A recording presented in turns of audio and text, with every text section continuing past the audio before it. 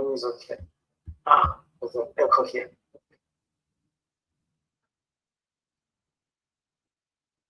I'm good. All right, I think it's about time. If we keep to our time, we'll not run into the traffic. There's an echo here. Good afternoon, good evening, ladies and gentlemen. My name is William Vivian, and I will be facilitating this afternoon's webinar. I am privileged today to welcome a panel of speakers, esteemed guest members from the tourism sector. Just by way of introduction, we've had a series of webinars this past week looking at different sectors. And this evening, we are pleased to have people from the sector that makes us enjoy life, enjoy de-stress, people who are aware that working can be very stressful. But they also make sure that whenever we come to them, we pay for de-stress. So hopefully this meeting will be also as we learn about human resources practices within this sector and how artificial intelligence has transformed this particular sector. We'll also learn a little bit about tourism and tourism sector, particularly in Nigeria. So let me take this opportunity, therefore, to welcome all of you, specifically all of you who are online, who are joining us this afternoon. The way, if you're joining for the first time, the way we run the events is that our panel members will join us on stage and we will have a conversation with them for about an hour or so. You will then come in with your questions. If I don't cover your question, please feel free, please note it down. If there's something unique or special that you want to know about the topic that we're focusing on.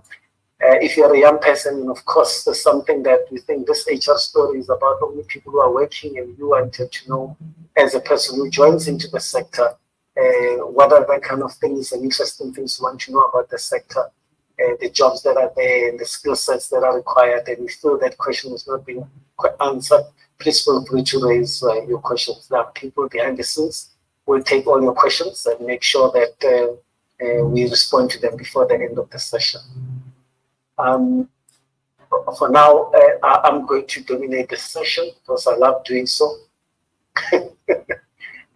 Some people have told me I love hearing my voice, and I hope that I'll hear other people's voices. Maybe a side story for those of you who, well, let me just say that I've looked at your profiles, human resource specialist, communication strategist here, MDs who have studied locally and overseas. So I'm sure there's not very much that I can tell you that you don't know about your sector.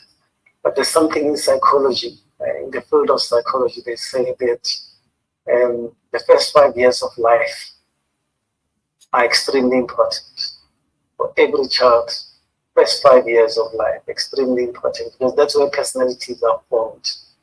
So for all of us who understand what happens in that first 5 years of life, one of the key things is that the child must be able to enjoy his mother's breast, and it is part of his personality development. So I was told, because I was never breastfed, I was bottle fed.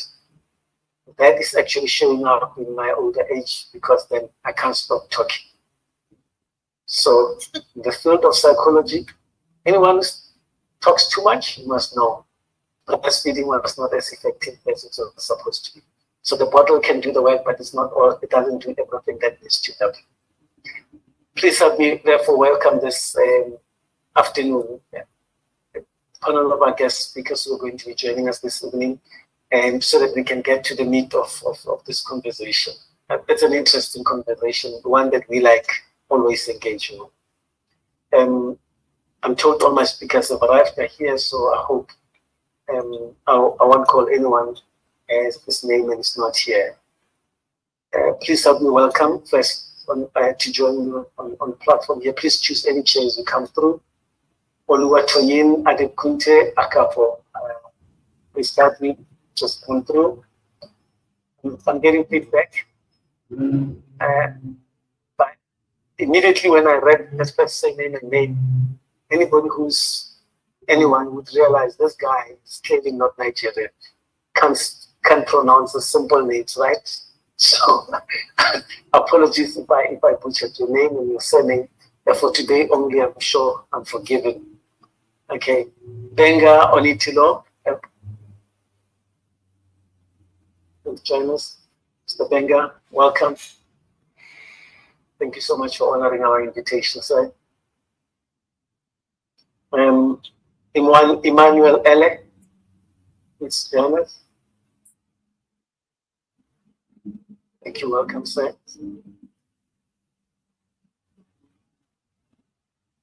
We also are privileged to have, I hope I get it right, Buki Akomolafe. Okay, good try. Okay. Well, I could have gone back here. I could have. Okay, okay. Okay.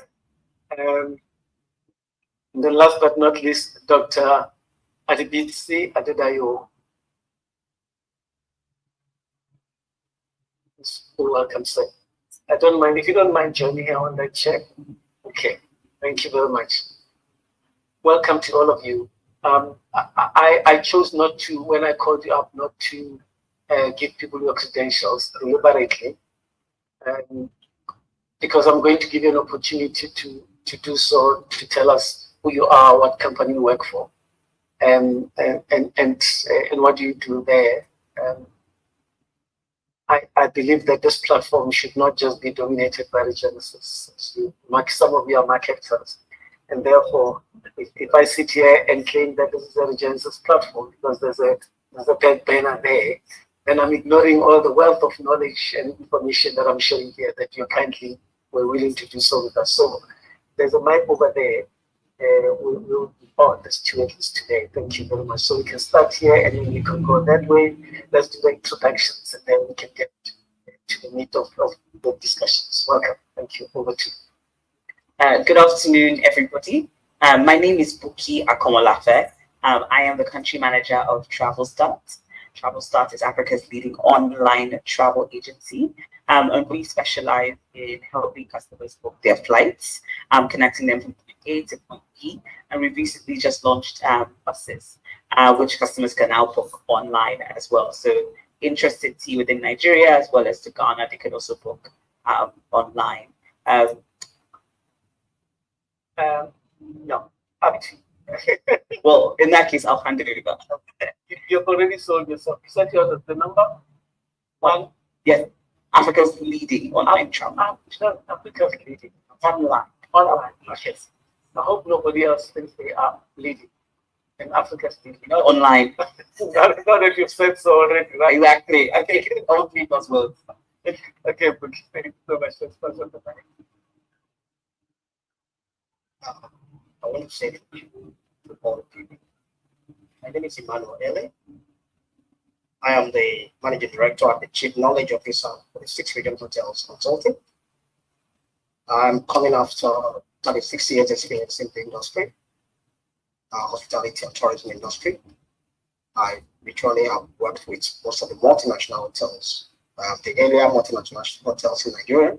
You mentioned the ITT Sheratons, the Gold Meridian, and look, I mean, at the top level of Director of Sales and Marketing, and I was also the founding Director of Sales and Country Director of Sales for the Golden Jubilee Hotels in Nigeria. Today, I run the 6 Region Hotels. We are providing big support for a lot of boutique hotels because the big ones want to chop them off. So we are giving them the competitive support. I also have worked with the government as an essay to the governor, and also the managing director of the hotel, most state government. Thank you so much, Emmanuel. Who was with TV? Oh gosh, I'll have to get it right at the end of this. Good day, everyone. My name is Oluwat Adekunte Akako. So I presently work with Nordic Hotels Nigeria. Nordic Hotels Nigeria is one of the best boutique hotels in Nigeria, Nigerian hold, and a bit more of international. So we are there to ensure that you've done well, relax, have fun, enjoy life, so that we can perform profits. So I have about 50 years of experience in hospitality, from the Protea Hotels to the Radisson Blue, and presently with Nordic Hotels Nigeria. So I work at the group, human resource manager for the group. Thank you. Okay, thank you everyone. Dr. Adeda is my name. I am not in tourism now, but I work for a tier 1 law firm, Regenesys. However, I have spent a reasonable length of time in tourism. I was the talent manager for the Nearest Nigeria for over 6 years. And I guess there we learned the little that we're about to share with you in tourism. Also, will I say I've been in diverse industries, and I've spent my time with a cumulative of about 24 years experience in different industries. So I'm happy to be here today. Thank you. Thank you very much, Dr. Adeda. My name is Benga Onitilo. I've spent over almost 20 years working in the airline travel and tourism industry, working as country manager for 3 international airlines, Air Namibia, Cabo Verde Airlines, Africa Airlines. I've done consultancy for some of the biggest travel agencies in Nigeria. Did some consultation also for airlines. But presently I work with wakanow.com Limited. That's the biggest travel online business in Africa.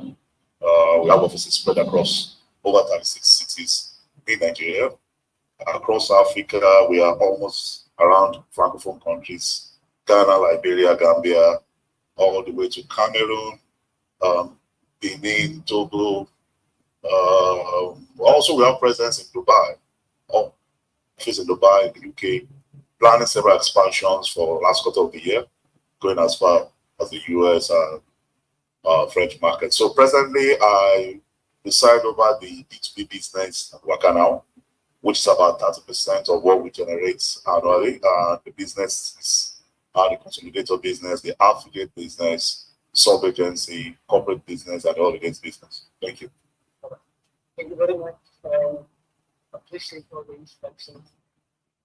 Today's focus really is on the human resource side of things, but I'm sure when we talk about human resources, all the people who work with you are not necessarily the ones who are pushing paper at the back. Your interest is the ones who also do customer care, right up front there.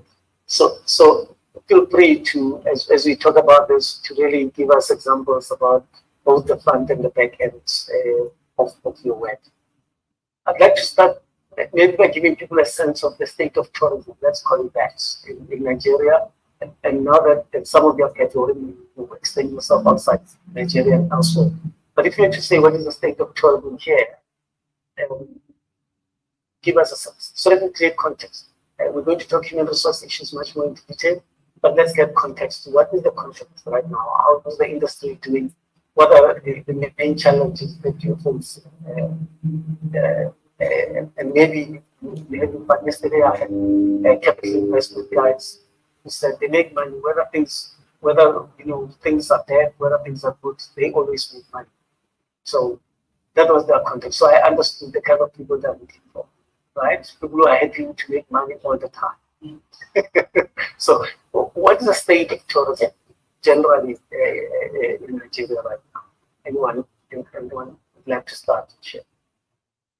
Okay, I will say huge potentials in terms of the size of the economy and the mixed demographics of people and culture that we have, and the human capital, the diversity we have in terms of the way the distribution of Nigeria is, and also the ecosystem of businesses creates a huge opportunity for tourism to be one of the bedrock of revenue generation for Nigeria. But part of the gaps that is missing is because everyone at the end of the day is the government that drives everything, whether you want to like it or not. No matter how strong the culture is, the business practices, your business cases, just a single government policy has a way of throwing you down the slope. What we have not been able to do with tourism is create an ecosystem around it, where all the different silos that make tourism seamless, that makes generating revenue, empowering people has not been coexistent into one. Because when you talk about tourism, all everybody talks about is your travel, flights, or your hotel is an ecosystem. It goes as far as shopping, nightlife, entertainment. You talk about, so because, for example, the airport infrastructure, it's supposed to be a tourism site. While you have in Nigeria, they chase people out of the airport, they don't allow people access to the airport. This is the most foreign thing you see. You go to places in Africa, you see people coming to the airport. The airport is supposed to be the first block of place that drives tourism. That's the first encounter you have with the company. That's where the system starts. That because the airport itself is not just about people getting on board of the plane. There are a lot of things that go on at the airport. We are talking about the duty free. It's only in Nigeria that is most time duty free doesn't run 24 hours most of the time. As big as we are, it shuts down. You are talking about the car hires, the taxis, the people that change money. So all those things in themselves, you're talking about hotels, you are talking about the people that run transfers, you are talking about the people that do protocol at the airports, you are talking about the people that have small shops that sell small stuff at the airport. So it's an ecosystem itself. So what we have not been able to do is to get all those sectors from the travel agency, the hotel, the destination marketing, the people that provide nightlife, bars, lounges, having everybody understand that we all are in the parts of an ecosystem. So until you can have that united, and that comes with having a policy, a national policy in place, just like the likes of Ethiopia have done. Ethiopia generates so much revenue from aviation, but because they made it, it came with the national framework that made all the other ecosystems. Same thing with Dubai. Same with other countries in Africa like Rwanda. There's a reason why Rwanda makes it visa free. There's a reason why they run an airline. There's a reason why they preserve their tourism assets. There's a reason why they ensure that the guys at the airport treat everybody that enters their country with respect. So because they are trying to create an ecosystem around being able to generate a whole lot of revenue. So one of the major missing things in Nigeria is to form that ecosystem and get everybody connected into each other. But what you have is everybody running in silos. Yeah. The silo system is one of the major problems of Nigeria. Interesting. You and Nigeria, and just as before you air, it's very interesting. The point about the airport. Let's just put that aside, because it is one of the real greatest fears for some of us who come out of the country and we know we're going to Nigeria. It just you just know something is not likely to go right. You might just be at this, or you don't know if you're ever going to leave the airport sometimes. And as you say that, I'm just reflecting on that actually is part of this ecosystem, and it doesn't encourage you quite easily when you actually need to come back, because you're thinking, am I likely to experience this again? But I'm sure that within that there's all other good things. And maybe you raise government framework, because you're saying that that's holding, that's supposed to hold it together. Please add Yeah, so in whole, it's more about leisure and business in tourism. So you talk about traveling, you talk about having a refreshing time, you talk about all lights. Either you are there for leisure, take time off, or you're for business. And at every time, you're always thinking, either case that you are having, you are in a sport, you are either relaxing yourself, maybe you are there to have family time with yourself, your family relatives, or you are there with business partners to seal billions of deals, and which could take you either for travel or have it locally. So going from one place to the other, it is either for business or for leisure. You leave your place, you leave your location to another. You think about one of the two instances. Is either I'm going to catch up with my friend, either I'm going to hang out with my colleagues. Thank God it's Friday. Me, myself, and I, or I need to go and close a deal. So there is the value that tourism industry is providing continuously. So at every time, either as an individual or as a business person, in groups or as an organization or individual, we are actually offering value to everyone. And eventually, it adds up to the economy. As you rightly mentioned, it's now going to a larger percentage. As much as you say there is no money, Go to the nearest eatery, it is crowded. Go to the nearest hotels, it is full. They are all full. Go to the nearest airport, go to the site, go to online, you'll see that you can barely see availability. I will say there is no money. So there really is constant money moving from one place or the other, which tourism is providing in every section. Okay, thank you. So, Dr. Legacy, I see you want to comment on that. Yes. Please come through and then I want to quickly, I don't know, there's this thing that is going on in my head. Yes, the tourism, I don't know if there are stratas as to local tourism, international tourism. I believe there's something like that. But from my observation, and I mean, it's everything that we see on a daily basis, as far as Nigeria is concerned, I would want to think that the industry might be shrinking. By the time you have lesser or fewer destinations for tourism, I think it's like a reduction in the availability of what you can engage with. So I don't know, maybe it's my thoughts. I mean,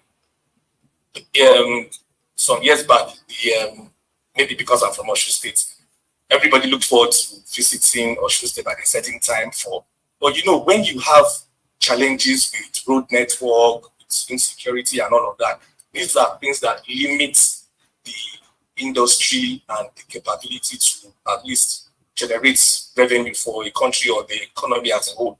So I'm now asking myself, isn't there a shrinkage in the industry? And that shrinkage, how is it being addressed? Or yes, you mentioned something about infrastructure.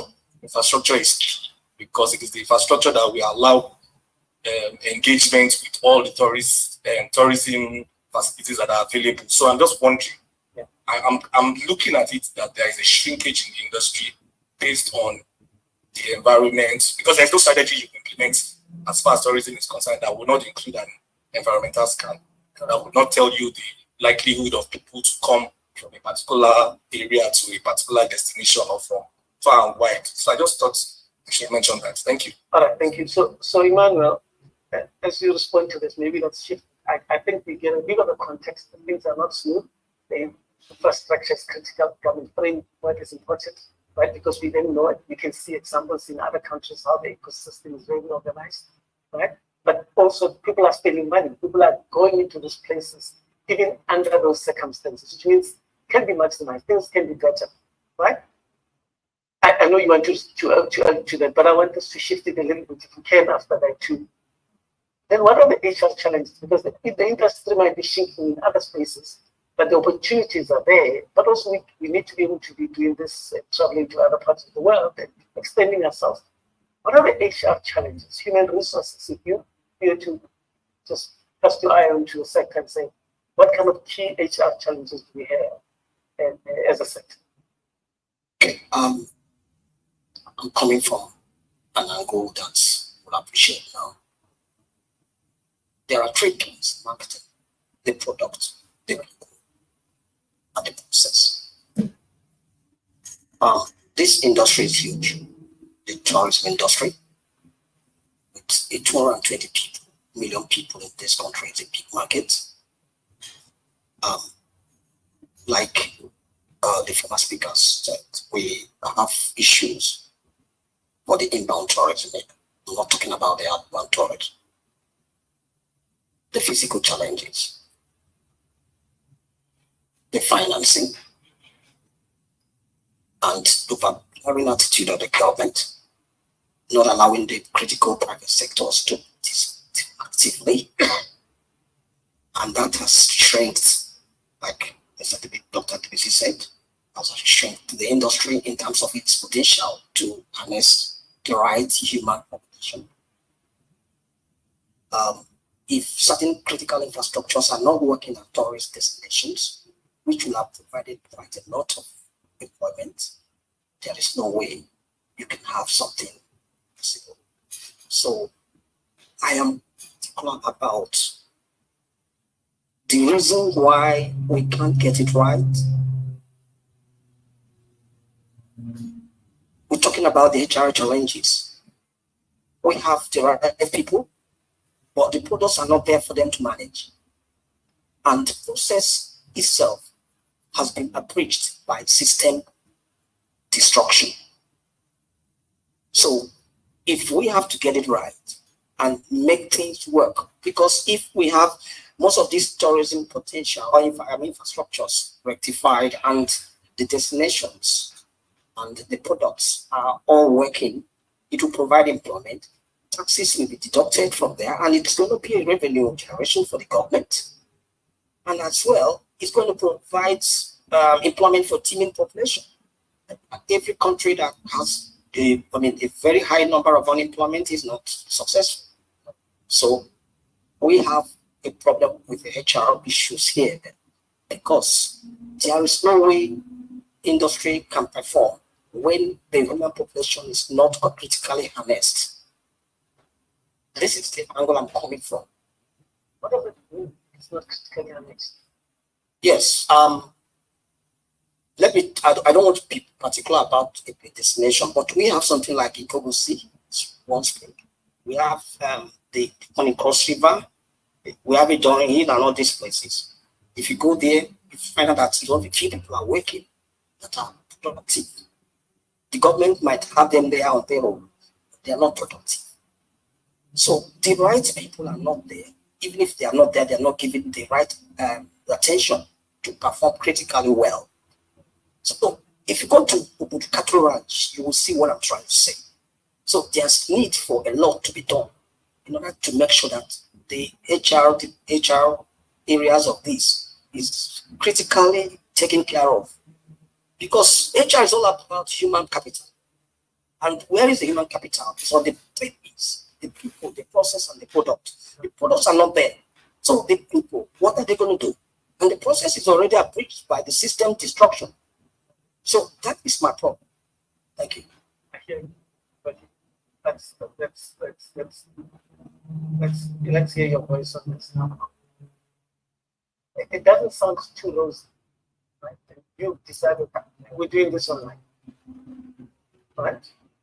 But you haven't been on a sense about the industry somehow. So, and you're speaking of some of the challenges. So, systemic challenges of the system, right, in terms of just how you get people to be part of this and to be productive. Today, we wanted to just move beyond that and say, well, if the people are there and you guys are using, they're working, HR is actually procuring and bringing, doing talent acquisition and all of those things. And you are a private sector entity. Sometimes you know what government tells you, but you do what you do so that you can survive, right? So maybe let's start that conversation. What is the artificial intelligence of what industrial revolution, if you like, digitization, done for the sector in terms of just the human resource aspect? What in your view has come to the fore? Because then we can go into the details of it. Because we really want to reflect. And maybe one of the things that's been spoken about is that the innovation must come from the people that we bring in. But HR has a responsibility to bring those people, to bring about the creativity. Although they might not change much about government policy, but they can make you successful, right? So what is your experience of artificial intelligence's integration into the human resource space so far? So I think the first thing I'll say is the reason we're talking about artificial intelligence today is because it's now mainstream. Right. Artificial intelligence has basically been around since we all got mobile phones. Okay. Right? The system and the technology that has been running that has been a form of AI. Right? So I'll give you an example. We're talking about AI. You know, when you go on social media, pick any platform, and you feel like, I just had a conversation about water. And then all of a sudden you go on your Instagram and you are seeing every water brand on this.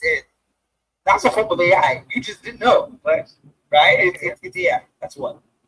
I think when we bring it to human resources, what I want to say about that is it's interesting what the speakers have said, because even though they have painted the very dire industry, I'm like, well, relatively, I will say that there's still a lot of opportunities. Nigeria represents what I would call the wild, wild west, and a high risk, high reward market, right? So yes, from a domestic tourism perspective, we don't have as many people going to as many places as we would like. The Nordic hotel will tell you that when it is a public holiday in the summer, 30 December, she's enjoying full capacity. She's now smiling. Domestic tourism. Because at the end of the day, if you're going to enjoy 30 December and you live on the mainland, you are not going to go back that night. You're going to stay on the island. And the same goes with the mainland as well. Then when you talk about the products and you talk about what staffing is available, we all like to talk about our huge population. What I prefer to talk about is what is our addressable population. What is the population that's actually productive? So yes, you have 220 million, but how many of those are actually employable? So in economics, we talk about, like, when you talk about unemployment, you also talk about, okay, but of those in the employment bracket, how many people are employable? It's actually the human resource challenge we have in Nigeria, is that we have a high population, but of the people that you have, how many of them are actually employable? Then when you talk about actual employability, then you talk about productivity of the person, right? So I'm sure that if we all put out a job ad today, we get 10,000 responses, but we will probably only be able to employ 2. Right? How do you employ them? Using AI? So I was now going to tell you about how technology is compared. So and I don't want to talk about AI because AI is just machine learning. Okay. AI applies to like WhatsApp now. Like Mark Zuckerberg has now added better AI. If you press the button and there's an AI that pops up. It's literally just a tool, nothing more magical than that, right? What technology has done is basically given in the sense that I don't need to open up, for me as TravelStar, I don't need to open up 900 branches, right? I just need to be reachable by my customers in the preferred medium that they would like, WhatsApp, right? Now, for people who want to be in the tourism space, one of the things that AI even helps you do is, you can write, where is Ikogosi Springs? It will tell you that it's in Ekiti. You can ask your AI, your Meta AI, how do I get there? And it will tell you all of the ways that you get there. It's come up with an itinerary. So now that person who maybe necessarily didn't have travel experience can actually put an itinerary together because the machine helped them do that. So for me as a content aggregator and as a product, how am I making it easy for people to book those? Right? And we actually have like an AI travel assistant that helps customers. And that's exactly what we see. We see them asking, I want to go from point A to point B. How do I do that? How much does it cost? Let me know. So people have been asking us, I'll ask you this so that we can then move from that. But people have been asking whether there's a critical question. Does therefore this AI tools, this new tech that we're bringing into the workplace, and as you now indicated, out of 10,000 you take 2, is it necessarily now suggesting that less and less, or more with time, you will have less and less need for humans in the space? Now, in the tourism sector, already if you go online and you already say you don't need to be everywhere, somewhat I have an answer to that, right? But is that true? Are we likely to just, as an MD, run this online platform with all those things, that machines that learn the stuff, And I don't need any of this warm bodies who need to complain about water and about everything else. Because AI doesn't drink water, it's great. None of my AI machine need a lunch break or have any kind of emergency. But one of the things that we have also seen, and this has come out of COVID, is that human interaction and human intervention is still very, very key. Right. The issue here and why AI is important is there are some basics that we don't want to do, and that AI can be more efficient at helping us do.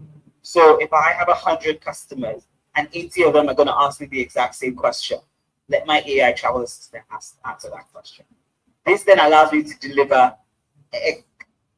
excellent or far above customer service to the 20 who have unique questions that actually need a more detailed or thought through question, right? So I'll give you an example. If you were going to fly to London today on any of the European carriers and you only have a Nigerian passport, the answer is the same. And it's the same every single time. You need an airport transit visa. I don't need to say it's 180 times. However, when I have customers who are like, well, I have a Nigerian passport with a British resident permit. Can I go? That's a unique question. We gotta go check that. And once we've learned that answer, I can teach my AI travel assistant, and then it can. What it will do is, this productivity and employability is that I'll be able to teach more people how to do that. So yes, I interviewed 10,000. Yes, 2 of them were only employable. But I'll guarantee you that maybe there were probably about 20 or 30 that could do the work, but just needed an additional assistant to help them. But if I could pair them with my AI travel assistant or some AI learning tool, even from a human resource perspective, to help upskill them into the work that I need, then it's definitely doable. So I'll come back to upskilling. If I may, we'll just move to you and then we'll go back. You are with six regional towns. The answer that you gave may be just appropriate and unfortunate because as unique and boutique. But we have huge numbers of staff, and HR has been to cater for all of them. Now, has AI and take this new technology really made things simpler from an HR perspective. If you look at the journey, the HR journey from recruitment, onboarding, performance, just pick one there that you think or that you want to share with us that says use of this technology has actually made our life much more effective, or we're much more happier to have it because it's actually working out. Smartly, I'm going to say virtually yes, it has helped because you can have online interview. Okay, you can do online onboarding. You have quite a lot of things you can do online. So the AI tools have been very useful. The only thing is that people are apprehensive if it's going to take their jobs, or no, it's not going to take their jobs. It's only the routine jobs going to cut off. People must upskill to avoid being cut off of AI because the chatbots are on the front page. They answer a lot of questions that 300 humans can answer.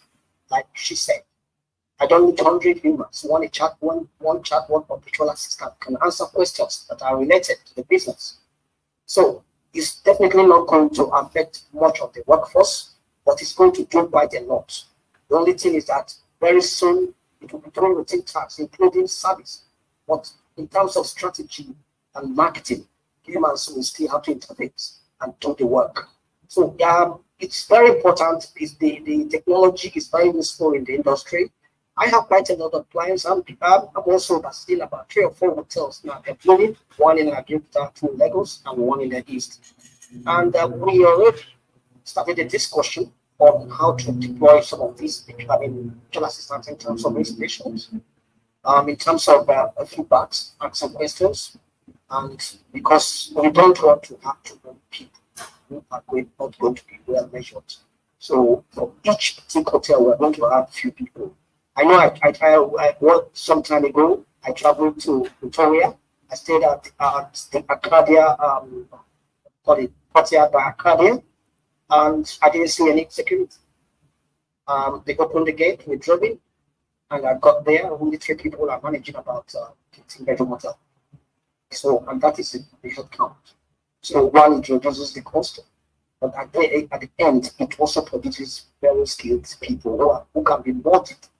Okay, thank you. So Absolutely. So I would say that AI is just an enabler of things and making things easier for everyone except you are not available or you are not ready to speed up with it. It has accelerated lots of things, and especially in the industry and with people.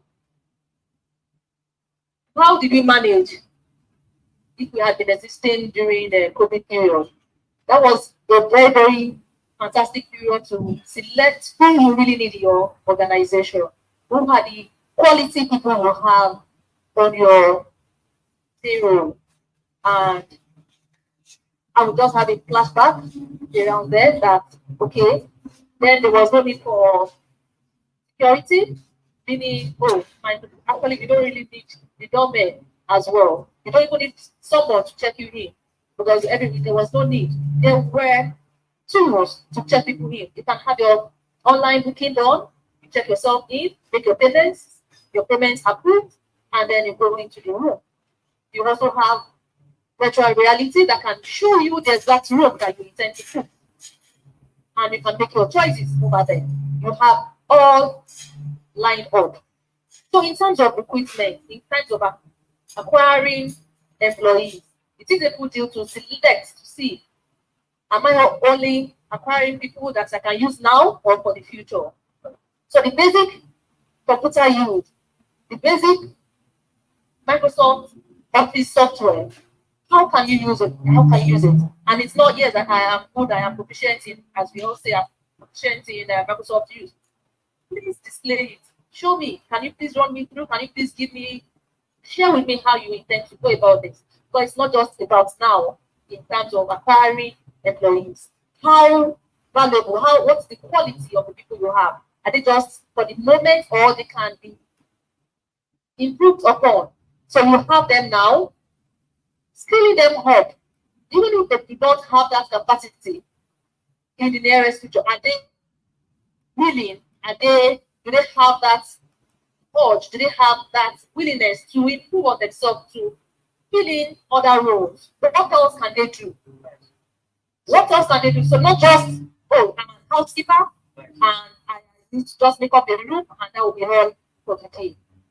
During COVID, I have just say that was just anytime we have any challenge, I would just say, okay, how did we navigate them? So putting 2-3 people on the same, same person that had checked someone in and just make up the room. Even if you cannot maybe cook, because that's another skill entirely on its own. So the quality of the people we have, how available, how ready, what's their quality, how can they be more productive in the things that they do. So also in the hospitality and the rest, you have so many software that makes it easier. So you can profile your guests, you already know what Mr. A wants, what Mr. B wants. So you're there on the application. So you don't need anyone. As long as you can access the system, you have the downloads and then you can make better decisions for your guests. And they will come back again and it increases your revenue at the end of the day. So if I may, maybe we can respond to this one.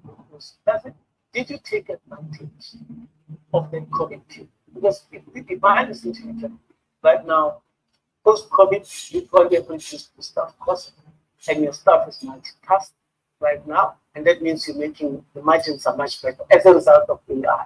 Is that a confirmation you can get around? Absolutely. Okay.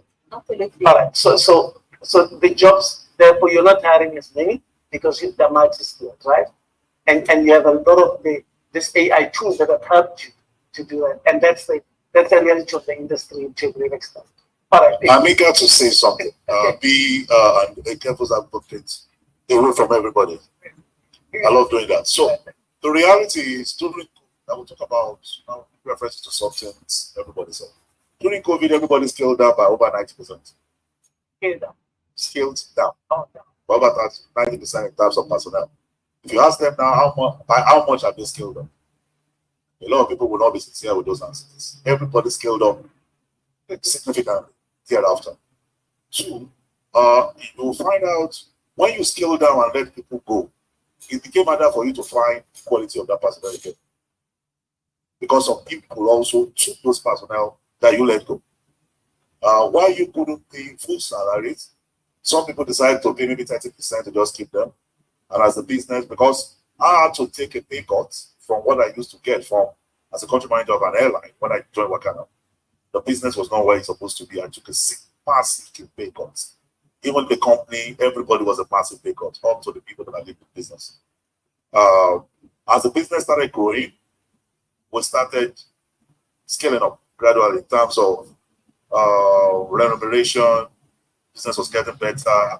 They started expanding. You needed to bring in more personnel. Same thing happened with everybody. Everybody scaled up. Another thing I want to mention, he mentioned about a hotel in South Africa. Not so many people in that hotel.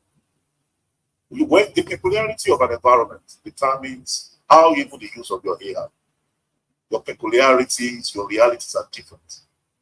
We live in a society where, going back to tourism now, ego drives a lot of things that work in our system. And when you talk about tourism, people want human interaction. Forget about the chatbots. Forget about the AI interacting with people. People still want a semblance of interaction to know that I'm actually talking to a human. And that also is a factor in how your business even scales up. In how well people, how you get repeat business. Because if people keep knowing that they get calm messages each time, a lot of people do, people say, "Oh." I will come to the terms of personnel, terms of capacity and HR, which is the key thing this conversation is all about. We all know that tourism employs the highest number of people globally. Go research. It employs every 10 people you see in the world, one person is in the tourism business. You say that the person is in entertainment, that the person is in the shopping side, bars, lounges, hotel, travel agency, tour guide. Go do the check. You will see that it's service. What we do is provide service. That's what we provide. If you see the unemployability, lack of capacities, because the players in the sector don't invest in training. Because we have a massive budget for everything, marketing, but when you ask how much is allocated to training, usually insignificant, nobody pays attention to that. So because you bring people in, you do onboarding, but you never have a systemic way. The AI is not going to do that for you. You could have psychometric tests you run to find about people's efficiencies and all that. Most of those things are not really very well suited for our industry, travel and tourism. For example, the frontline officers in most organizations, you have high turnover because the frontline people are always in stage most of the time. That's the first encounter you have about any organization is the frontline staff, the receptionist, or the doorman, security, or the guy in the call center. That's the first experience with that. You have a lot of people at the back end. Those are the most critical assets in the travel and tourism industry. If you don't make a significant funds available and create a system where you train and empower them, and that is where the bulk of the sector, our sector has, I will say confidently, I've worked around all sectors within the travel and tourism. On the airline side, the travel agency, online, consulted. You've not really found HR that the practice is actually dedicated to service the tourism industry. It's a generic thing because HR practice must be suited to understand, even because before you can efficiently perform as an HR person, you must have an understanding of the sector. You must understand, for example, the sector is driven by seasons. There are high seasons, there are low seasons. So when we know high season is coming, it means we're going to have a lot of demand. So the HR person should be able to project and say, hey, we might need more people in these roles to fill in the capacity for that. If you understand the ecosystem of where you work, that ego, you have a Cubana chief priest coming to your hotel, and you say you don't have anyone to pick the bag from the car, and you say everything's automated. Cubana group is to carry bag. I'll go and check it by himself. He's not going to come back to that hotel. He will drive away.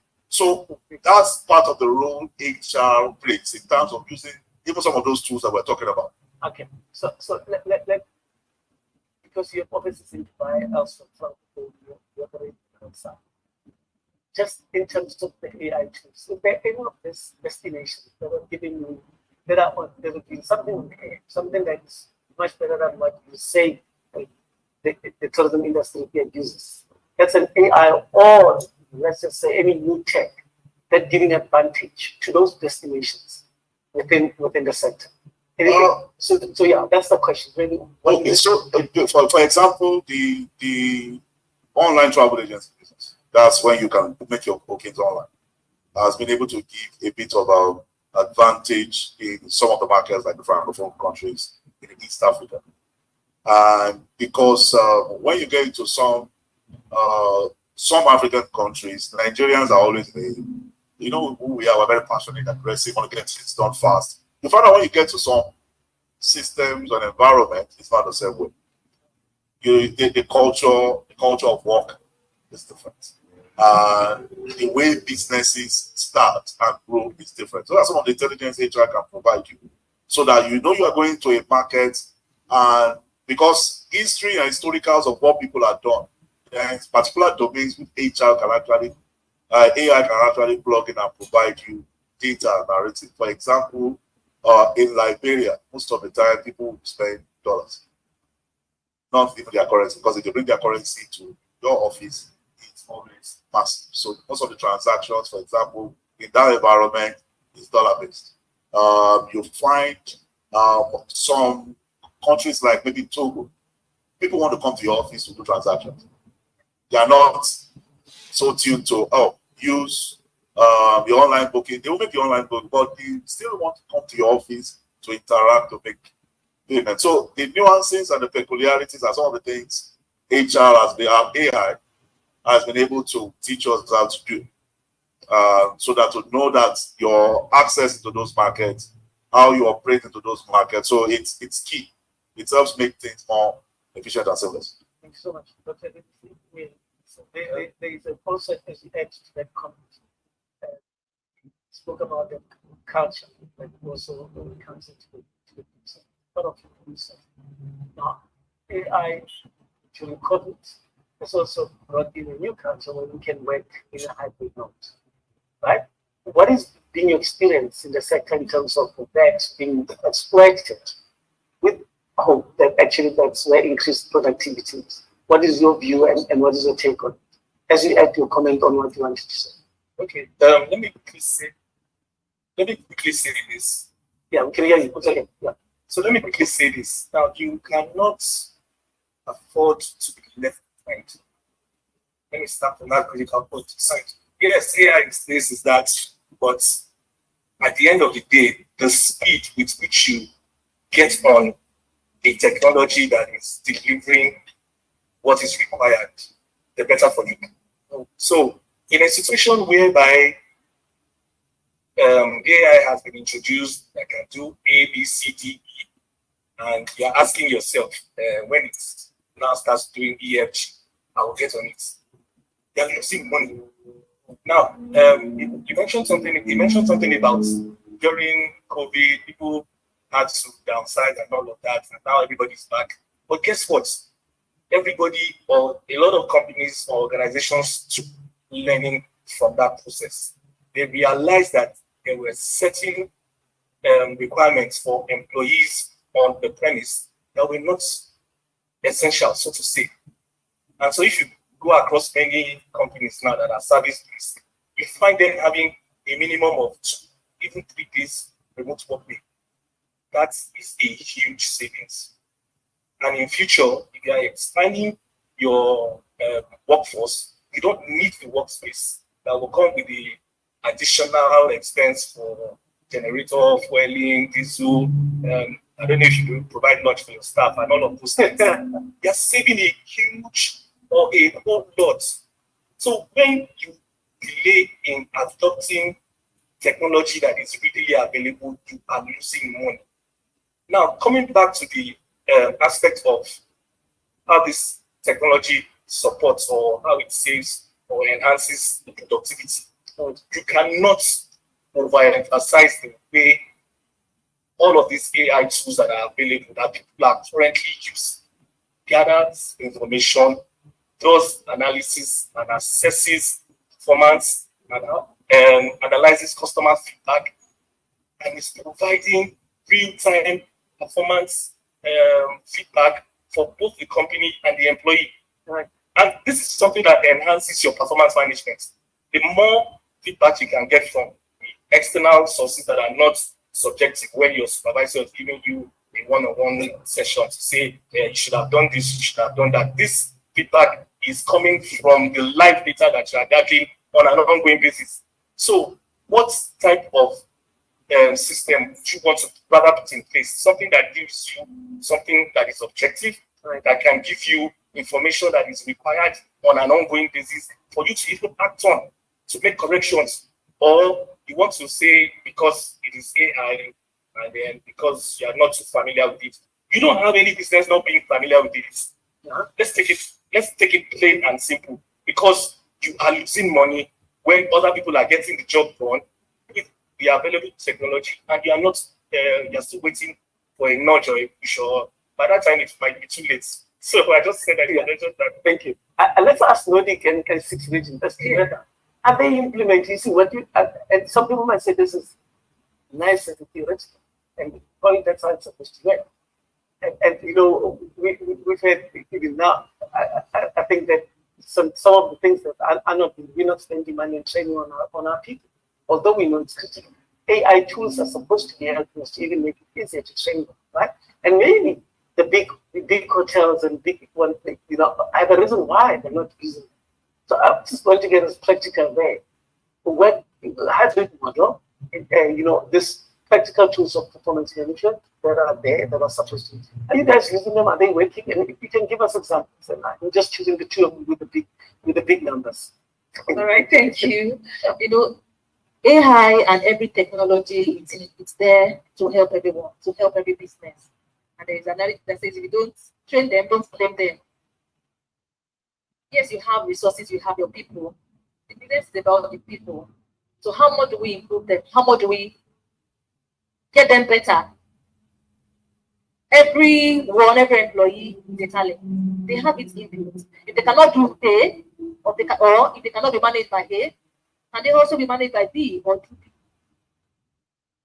So in terms of what they do, AI is there to help. So for the people, we use LMS in offering trainings. So they are not even long trainings like that. Yeah. So you have a scenario, you have a role play, you have someone record it, and you share it online, and everyone have access to it. Okay. Do they use it? Yes. Now, this is going to data analytics. Yes. Yes. So it is from one step to the other. It starts from carrying everyone along. Let them know why we are doing this. Once the employee knows, okay, this is why we need to do this. Oh, we have been nominated as the best boutique hotel. We intend to sustain this. What are the requirements of our guests? They want a particular level of cleanliness in the rooms. They want to be sure that we are taking care of everything in the environment. And that is where you look at it again. What is their feedback saying? You can measure it from there. You have the reviews. Luckily, I just checked in and I saw that there was we have a 5.0 excellent feedback on our review on the scale of what? Right. Wow. Okay. So you can measure. Right. So if you guys are giving all this feedback, when I saw that I was quickly sharing with my team. So tomorrow when I'm speaking about this is why we should be very concerned with how we clean. They know why. And everyone can flaunt it. Oh wow. It is very, very important for guests to have clean rooms, to have friendly staff, to ensure that they have value for their money that they are paid, that they pay for the service that we are rendering to them. So there is a way it can be measured. At first, put it out to them to understand why we are actually bringing this training to you, and even allowing them to do it. So I just sit back and then go, oh, we can do it. And there's one thing that works, When the son knows that they are the architect of it, they own it. And you'll be very, very surprised how best they carry it on. Thank you. So and let's take it on the next level of performance. The civic task that it has reached to, so we can get feedback. Yeah, but I'm going to build a little story about it before I move into Okay, please. I just want to refer to what my colleague said about Ikubana coming to a hotel and you're not carrying the bag. But I want to tell you something. If it is real and not virtual, that's not the mayor said that there is a driverless now in America. We have seen it. It's working. No, what I'm just trying to say is coming. AI started somewhere, like Twain said. Right? It's coming. And if you can now use your phone to check into the hotel without going through some returns, it is coming. You can't stop it. I mean, COVID provided a very simple answer to nomadic work or remote work. And ever since 2020, remote work is there. I studied with Harvard remotely. I only attended the convocation physical. So if it's coming or not coming, it is here. So very soon, some of the routine jobs will not be there again. You see chatbot, AI robots up and down carrying luggages. I'm going to 5th floor, 20th floor. The first 20th floor, you will see your luggage in your room. Now, in terms of performance evaluation, right now, the major number of Nigerian young populace are involved in remote work. I have one in my house. Yes. She doesn't come out. She's doing her work because she's working when everybody's gone. And one day she was like, I'm the only one in the house. I said, you want to go to work? So it is there. So if people go to, go to study online, everything we did was online, we are here with it. So in terms of performance evaluation, the AI algorithm or technology is one of the natural way of judging the performance of an employee. Sometimes human elements and sentiments override us. Sometimes we say, oh, this guy, I don't like him. So when you want to evaluate, you bring him home, she didn't greet you. Now this is my time to evaluate you. It happened maybe. I worked in a hotel for many years and I know what I'm talking about. I was a waiter. I'm not talking about I started from the Pebbles. I studied hotel management. So there's a time when you fight in a foreign hotel with one guy that's looking for you during your evaluation. But now with AI chatbots and technologies, you could plug in some certain economic indices. It gives you the accurate figure.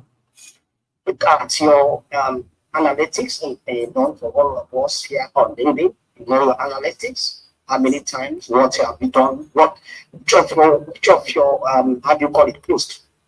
Gives you a high rise in terms of review. This is what is happening. And it's come to stay. Objectivity. Objective, right? Yes. So let me come back to you. I mean, I like this because you purely online. So someone in performance management in the past, we would really love to have that session where the manager is in front of me so that I can see or she can see how I spot them. In this day and age, there's no need, right? So then you can actually do this. I can get my numbers or my steps and I can do what I'm performing or not performing. We might do it for and we move on. But I was not missing something there in that human interaction on the side, even on feedback on performance management. That's just one. But let's also take it to the next point. Doesn't that, especially in your space, don't you miss the engagement in terms of collaborative work? Because does AI give you that, and maybe what are the tools, if you can share with us? So I think that where we will move to it as Nigeria is a hybrid of the two. So for me, I think in Nigeria, remote work was where in the West, remote work was a solution because they couldn't go to the office. Remote work is a solution so we don't have to sit in traffic. Okay. So you're solving another problem. Yes. So the answer can be the same, but how you solve the problem is different. 1 plus 1 is 2. So it's 2 plus 0. Okay. That's the first thing you have to understand. So I've enjoyed listening to the other panelists because essentially for me, it's everybody, what problem are you solving? When you talk about performance management, I can't wait for you as an evaluation because I will do it virtually on Zoom. I want to see you. Or I can say, if I'm on for a frontline staff, even though you're working from home and you're doing calls from home, I can still listen in the software. I can still listen in on your call. Right? But in my own house, everybody's in their house. You'll be in your house, I be in my house, and I can still listen in. That customer care agent also still has the ability to escalate to a line manager. Do you miss the human interaction of collaboration? Absolutely. And I think this is why I said that Nigeria will be a hybrid, right? Because I'll give you an example of what AI will not solve for us. One big. That is party. Okay. Thank God it's friendly. Okay. He's not going to solve it. He's not going. If people that are secure in their job, photos, event planners, decorators, they are very okay. You see, we missed them during COVID, and we came back to the ventures. Okay. In fact, I'll give you a funny example within COVID.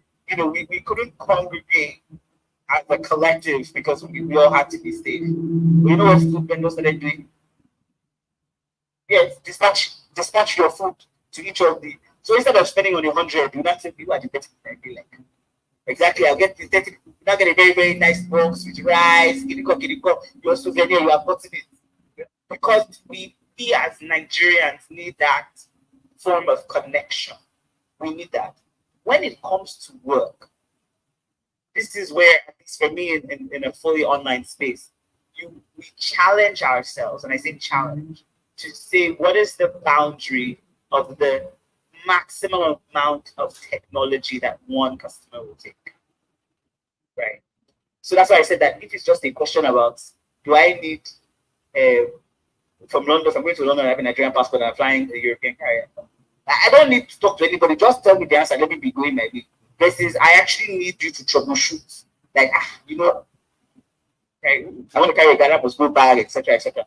You need a human interaction. So for us, our challenge is to, what we challenge ourselves to do is to push to the boundary. And then we say in the office, we actually do 3 days in the office. And those 3 days, I'll tell you that the collaboration over those 3 days are probably better than the 2 days when people don't work. Right? And so what you actually see people doing is electing to come to the office. So his wonderful daughter, who was stuck in a room by herself, I guarantee you the next person that offers her the same salary and to come into an office and the 2 days should go. Because she's missing people. Now, and I'm going to keep you wait. No, I said they have to offer her the same salary or even better. The same salary, better, plus car. And she has to like her colleagues. You'll be surprised, sir. I want to Gen Z. That's the question I want to ask you now. Think about this organization as how we use it, right? But for you, this is the one. Because typically, one would think that you are employing sort of Gen Zs, iGens, and the generation outputs, right? I love that. Now, it's like, is this what we're talking about? This is the one that ideally the sector should be objective because of the advantages of it offers them so much flexibility. Travel and tourism offers them so much flexibility. This is exactly, we're living in their world, right? And we see that even in how they dress. So we have a very what I would call cool dress code. I am not reflective of that today, but it's very cool. And I've seen them walk into my office with slides and toothpick in their mouth, which is very confusing for me because I work in financial services. I'm like, in financial services, so I'm like, even this is a bit of, something, you get some crop jeans and some crop carrier. Should I make, then you realize that actually they're not going to see any customer. Yeah. What customer is actually going to see? You want them to get the most comfortable that they're in. They've come to your office actually for another, to solve another problem. They didn't have diesel at home, and they're in that. They came to the office to work. So you know what? Just make them comfortable. And if they're achieving this level, if they're hitting their KPI, but they have a pick in their mouth, as long as they're not talking to the customer in their mouth, do you really care? And that's why challenge ourselves as to what the boundary of what is actually acceptable now. So the culture and the culture shift, the generational shift, and the way that we treat people in the workplace, the way that we want to be treated. The baby boomers would probably find it difficult when a Gen Z walks in like that, and because of that. I'm a millennial and I struggle. So imagine baby boomers. Okay. They just close their eyes. They have to be able to look at them. Okay. So Doctor, we've lost. Are we losing the organizational culture as a result of this tools that we're using? Culture used to be what people said. Culture is strategy for breakfast, right? As a common thread, right? So is it still? And does this take away the culture, the organizational culture that has core values to the organization? What does it do to this? I would say absolutely not. Because, like you said, your culture, how do we define culture? The way we do things originates basically from your core values. What are those things you promote? What are those things you reward, you recognize? So that's, you work remotely doesn't mean you can be late to a meeting. Okay. If you say punctuality is your core value as an organization, you will be rewarded for reporting at your meeting early. You will also, or you may also be penalized for being late.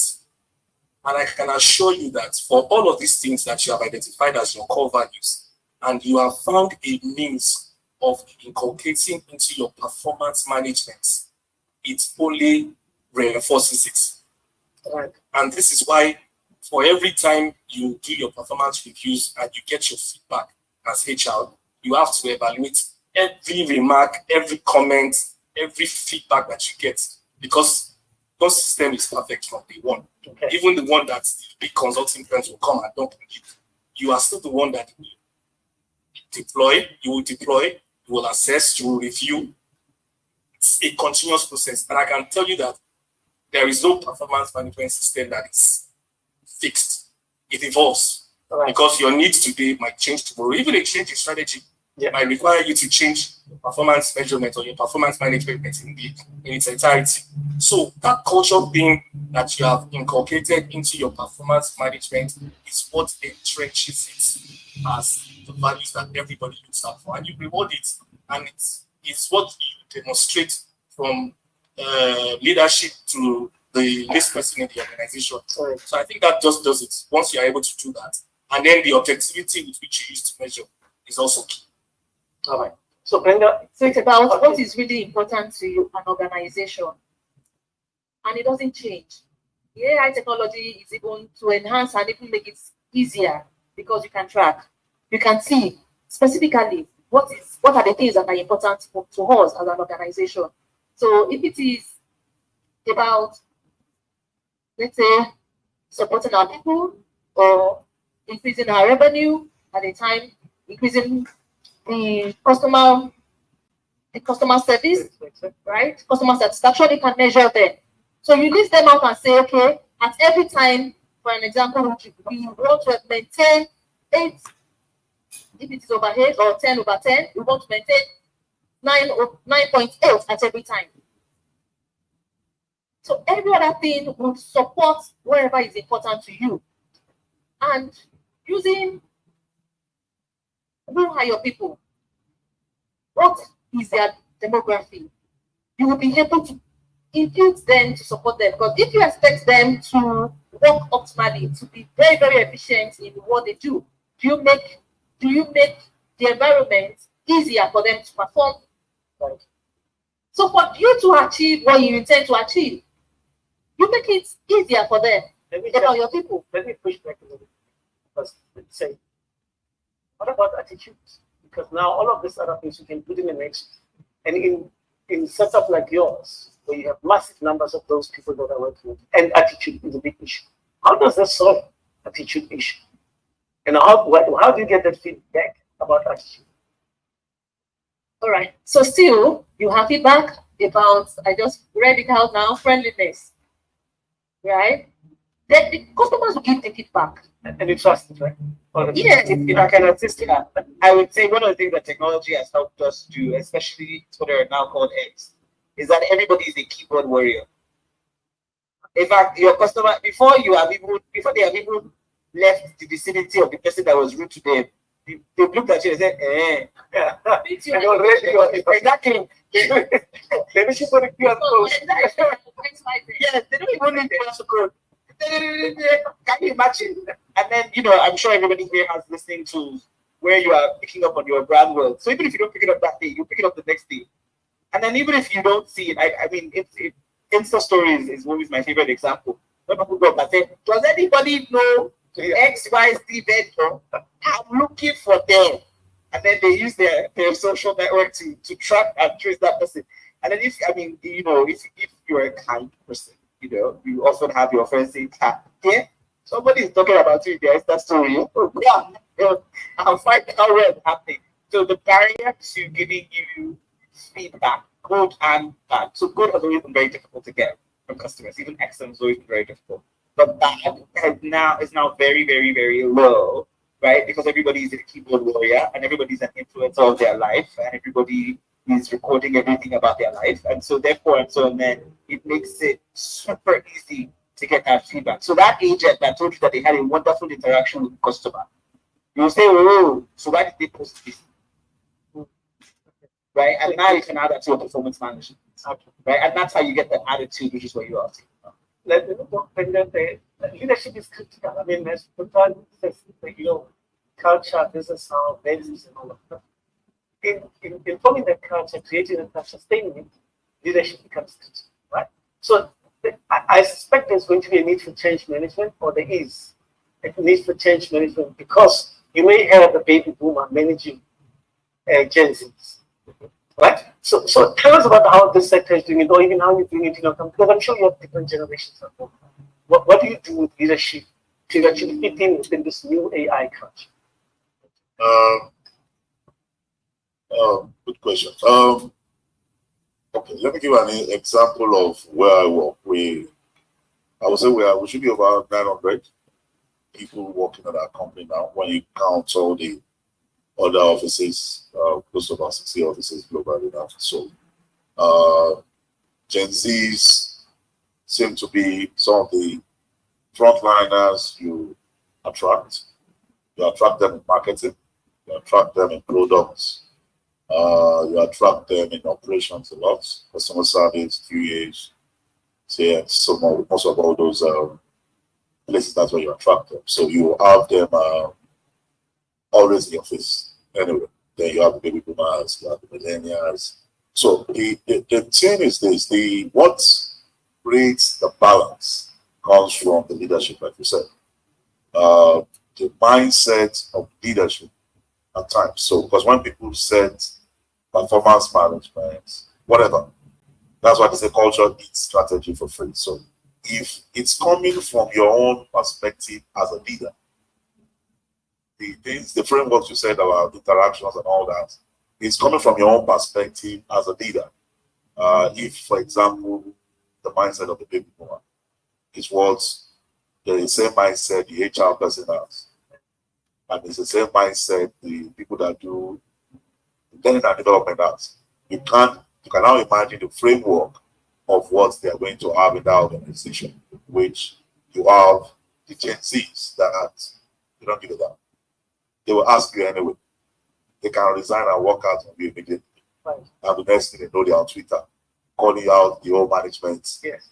You don't give it that. Yeah. And I like that spirit. In my organization, I'm going to be 51 of them in November. In my organization, everybody says I seem to be the one that has the heart of the place. Why?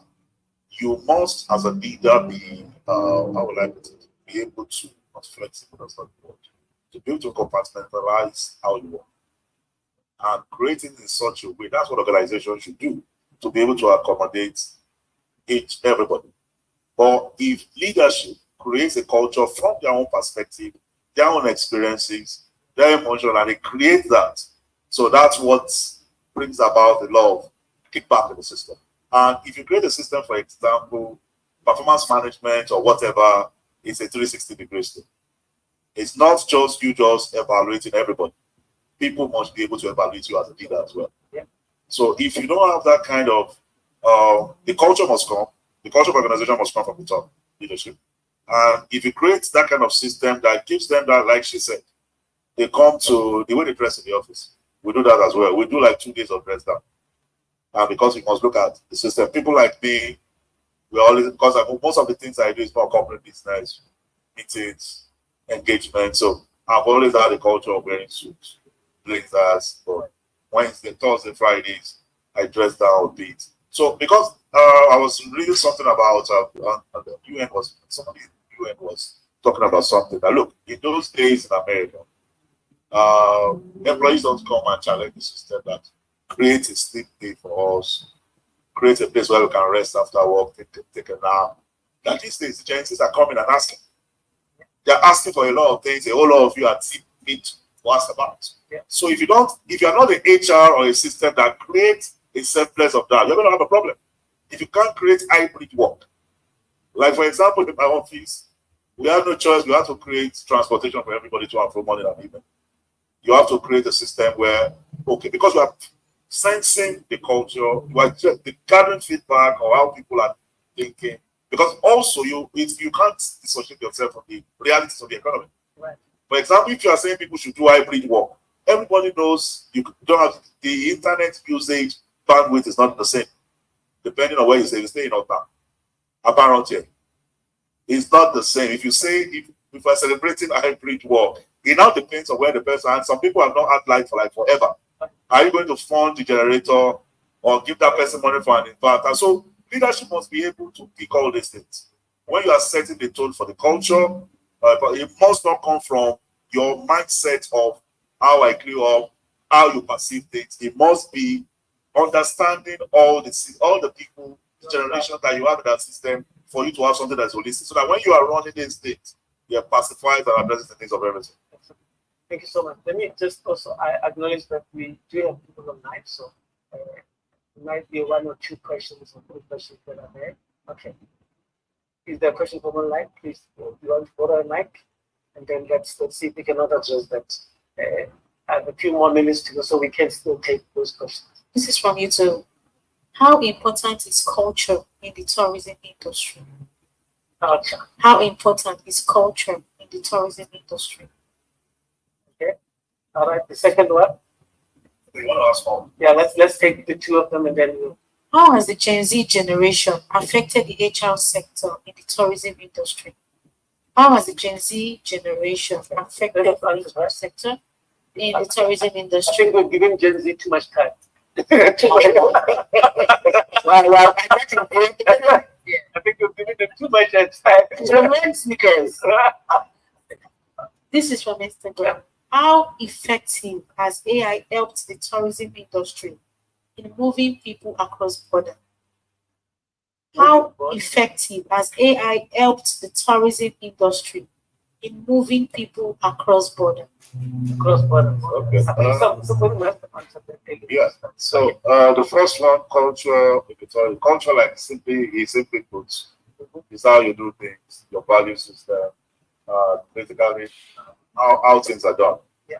So basically how you want to do things, how you want to apply yourself to things. So how has it impacted so if you that's why I said the peculiarity of the place. Yeah. Different nuances are the things that determine how you turn out the things you do. For example, we found out that even though you have a high internet penetration in Nigeria, we are not TA as well. We are not TA. No, you have high internet penetration, but because of the massive plans that we have to access secondary markets in Nigeria, you find out that most of those secondary markets want human interaction. You want human interaction, so we have to run an hybrid kind of model of a business. So I still have physical structures down where you have, because people will make a booking and you tell them, sir, you can do it. No, I'm coming to the office. I'm coming to the office. So our model have to tilt towards that over time. So culture influences how you do business. Culture influences how we even interact with the customers. The example I was giving about Obi Kubana, hey, or I'm talking about the chief police, for example. There's a good thing about Nigerians. You can't think that away. So, for example, Kala can tell you most of the people that fly on business class, first class, will not book an OTA from an OTA. People that buy first class ticket, high-end ticket, will not come and book themselves. They have people that source the job too. Yeah. So it's culture. So when you say we are trying to target a first class customer, you're trying to target that first class customer with your OTA, but those guys can afford anything. For example, when I used to be on the airline side, I had a sales call to a customer in Abuja. Okay, we're going to London. Why are you not booking London? So I checked his list. He has sold just about 12 midday. He has sold about 50 tickets to be in Abuja. 30 tickets. And I said, so why don't you sell us? How is it cheaper? You guys said, let me give you an example. This morning, there's this man I buy. He's always booking first class for him, his kids. The son is coming from school on holiday. And he said we should book PA. I now found Air France KLM. I found out it was cheaper by about 2 million. And the aircraft was better, the service was better, it was smaller transit, the guests. He told the man that, oh, I got a better deal, blah, blah, I sent about 2 million and sent it to the man. Guess what the man told him? Is it your money? Don't ask me to book. Ignore that. It's not your money. Next time when I ask you to book PA, don't ever call me to tell me culture. Okay. So those kind of feedbacks that you gather helps you understand the terrain where you walk, the culture is not the people that live in other markets, probably in South Africa and all those, don't give a damn about this. So let's get it. I think we've answered the Gen Z, but do you want to still support them? Of course, I still want to support the Gen Z. Can you take the question again, just one more time? So it's like, have the agencies, how have they influenced the tourism sector? I think it's just yes. So I think how they have influenced it. So I'll take it from two ways. Gen Z as a customer, and then Gen Z as an employee. Gen Z as a customer still doesn't have money. Oh yes. They don't have. they will like all of your content. They will. No, they're not from. They like all of your content for you. But then tell them to come and pay for it. They will not.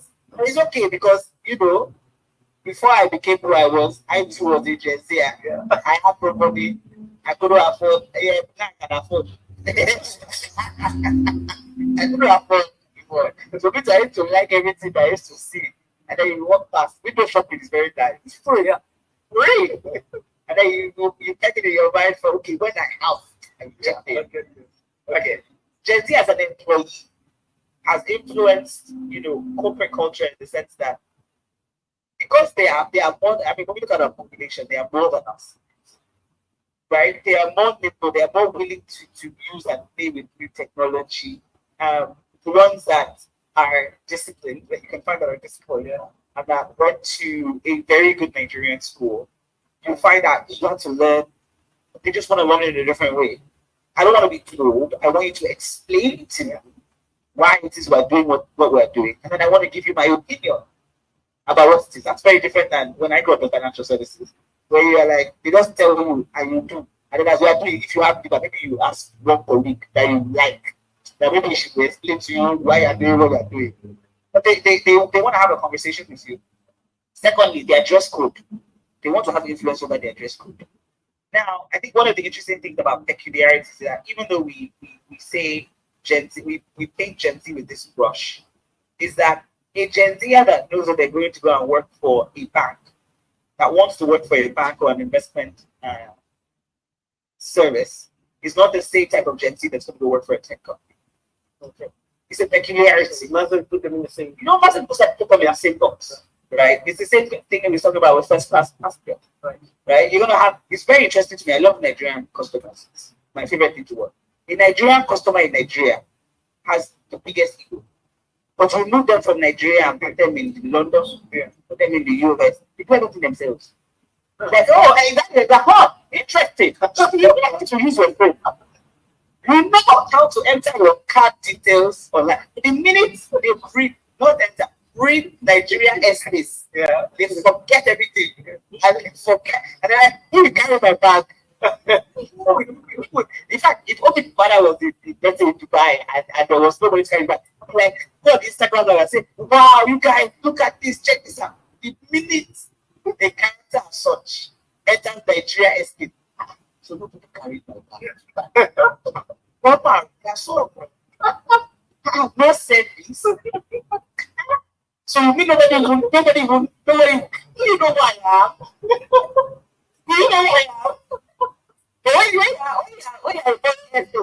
You never remember that question, you know who I am.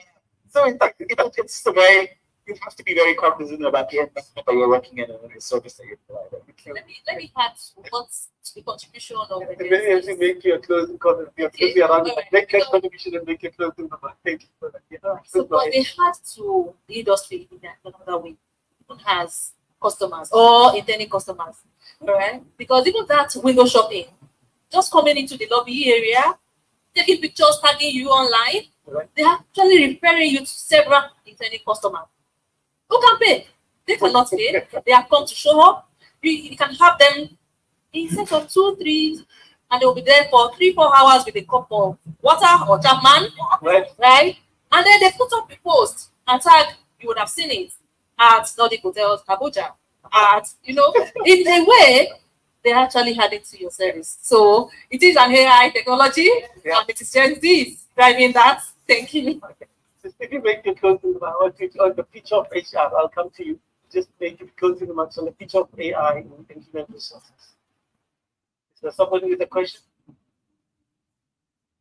Was there a third question?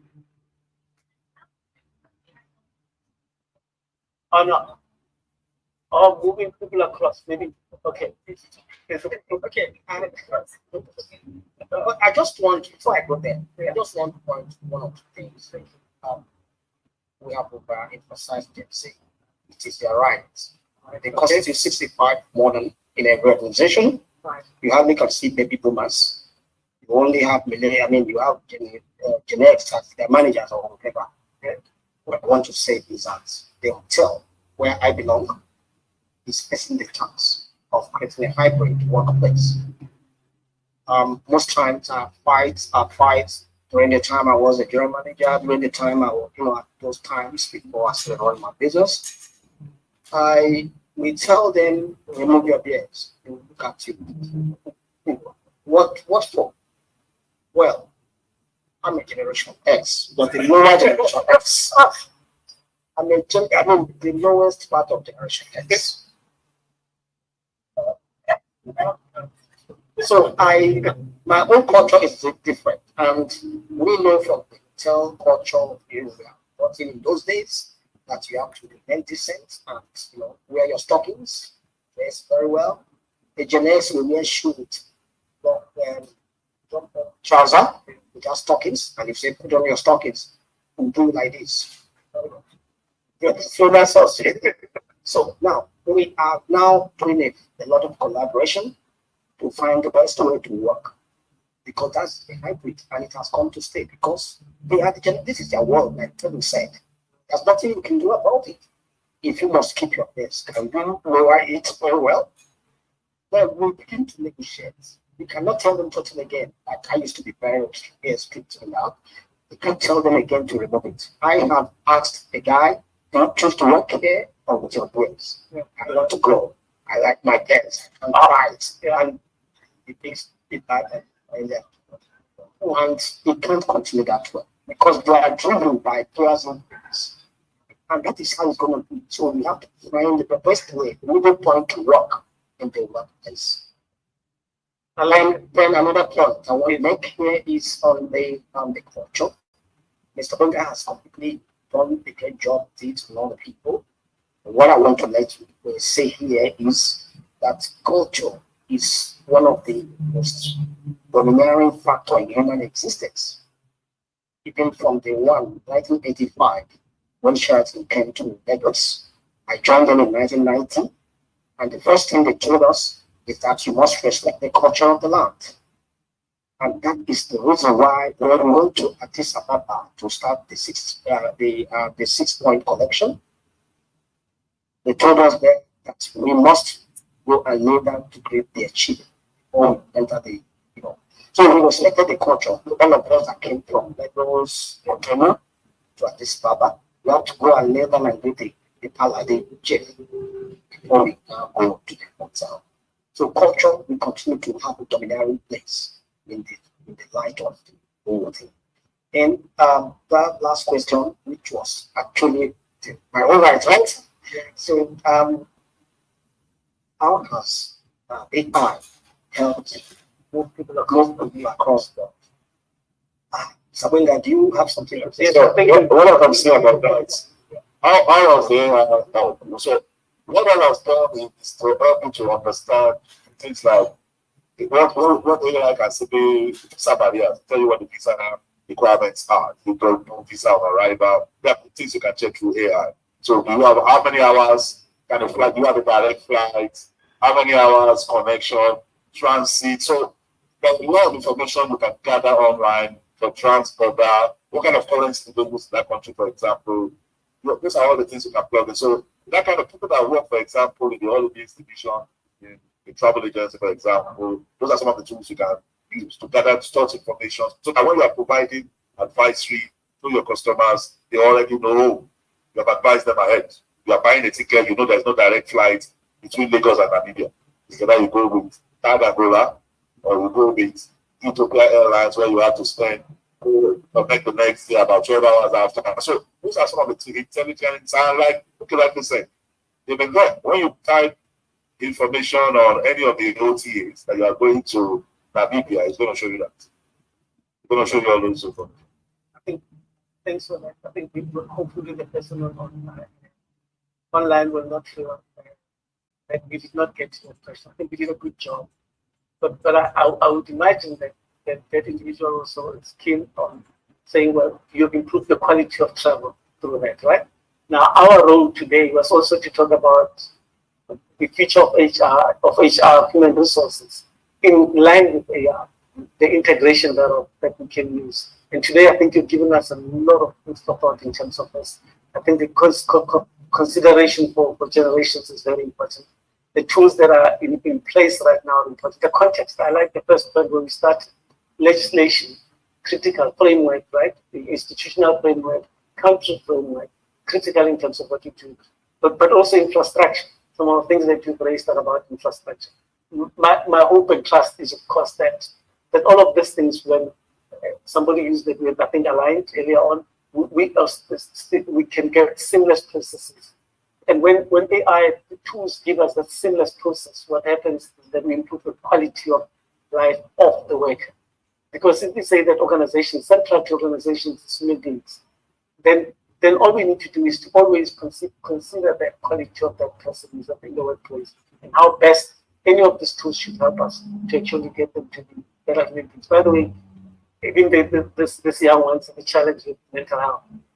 So the sector must also not forget that they might have this attitude, or they might think that they know, but actually they might have mental health challenges. Staying at home, being in that place cooped up sometimes does not give them this level of social interaction they need. And as a result, somebody still has to talk to them. Somebody has to be able to say, how are you? How was your day? What did you do?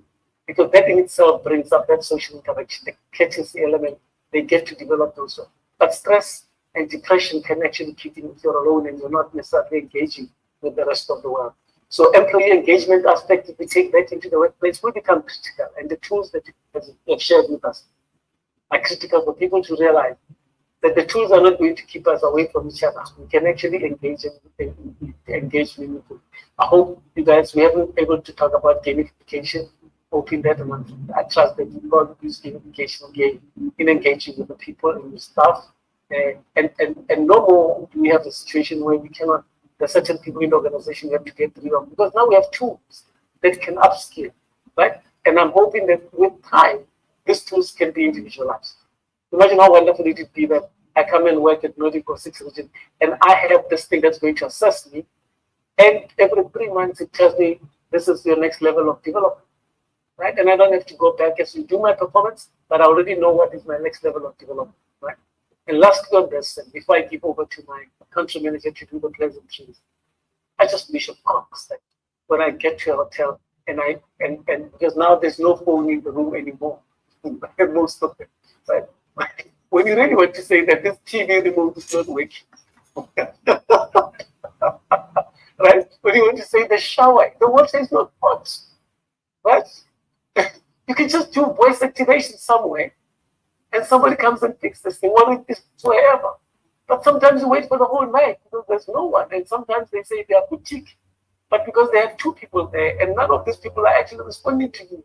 And you're like, worried, am I going to have a cold shower in the morning?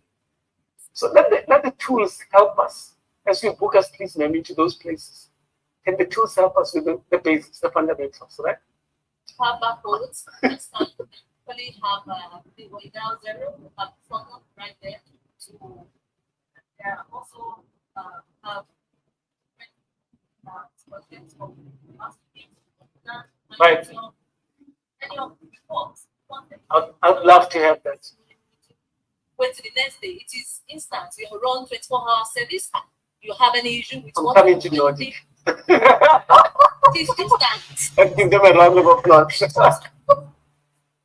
Exactly, because unfortunately, I'm worried about people online who know that we measure, we try to do this within a certain time frame.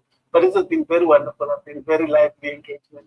And I think people have learned a lot more about the sector, about what human resources people can do. If anyone is keen on coming into the HR space of the sector, they know that the sector is not as old-fashioned, right? It's actually as moved on. And there's just wonderful opportunities for people to be able to do this. So I'm grateful for your time and for your participation. Let me take this opportunity then to ask our country manager who will require to actually do the pleasantries.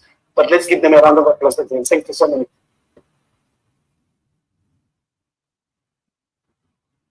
Thank you, everyone. I wish this would go on and on. This has been one of the most interesting discussions we've actually been in. Why? Because I've got this passion for the tourism and hospitality industry. It has always been like that. I've known Mr. Onitola. I'm not sure you know, but I've been following you for a very long time. Way back when we were with Air Namibia. Yes, and Travel Stars. I remember when Travel Stars was coming to Nigeria. I was one of those that got interviewed. Unfortunately, I didn't get it. So yes, and I would say I had the opportunity of working with Avis Car Rentals. So yeah, I think the passion is still there. Although I found myself here now, and I'm not running. Sorry, Lagos here. Yes, and I'm not running away from it. Maybe I'll still find my space there. So thank you very much. I do. Thank you very much, guys. Thank you, everyone. I want to use this opportunity to say a very big thank you to all our guests here and those of us online. We appreciate you. You've made our time out of your busy schedule to be with us today, and to our esteemed and amazing, exceptional speakers. We've learned something new from you guys today. We appreciate you. You guys have shared so much contributions in this discussion. We appreciate you. We would like to offer something, a little token from Regenesys. Please accept it. Thank you. Okay, thank you very much for coming.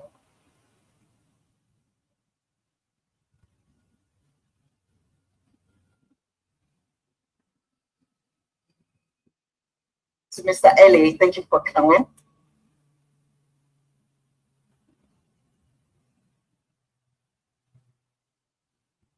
To Mrs. Akambo, thank you so much.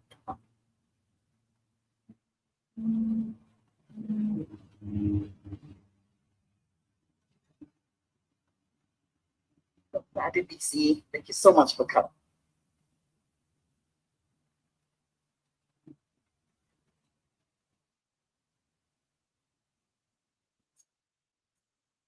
Solo. Thank you so much for coming.